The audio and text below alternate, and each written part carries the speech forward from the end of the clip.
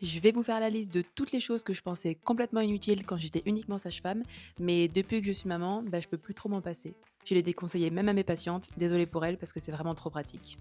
En premier, le distributeur de lait en poudre. Alors oui, c'est un budget, mais je peux vous assurer que d'avoir un biberon chaud et rapidement à 3 heures du matin, ça n'a pas de prix.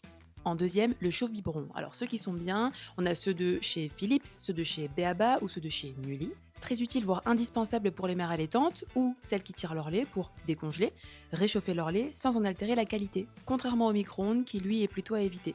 En troisième, la poubelle à couches. Alors oui, moi aussi j'ai conseillé d'acheter une poubelle classique à mes patientes, mais à moins d'adorer que votre appartement sent la je vous conseille d'acheter une poubelle à couches, mais avec un système anti-odeur efficace. Celle qui est top et celle que j'utilisais, on la trouve chez Periclès. Elle a un système anti-odeur avec une espèce de capuchon qui est extrêmement pratique et extrêmement efficace surtout. Et en plus, elle s'utilise avec des sacs poubelles classiques, donc pas besoin d'acheter des millions de recharges. Et enfin, le dernier objet que je déconseille à toutes mes patientes, mais que finalement j'ai adoré, c'est le Baby Cook. On ne présente plus ceux de chez Beaba ou ceux de chez Baby Move qui ont un super rapport qualité-prix. Je trouve que c'est un gain de temps et un gain de vaisselle surtout, et ça, ce n'est pas négligeable en postpartum. N'hésitez pas d'ailleurs à acheter tout ça d'occasion, parce qu'on sait très bien que devenir parent, ça coûte de l'argent. Je vous laisse me dire en commentaire vos indispensables bébés, et à vous abonner, je poste toutes les semaines. Bisous!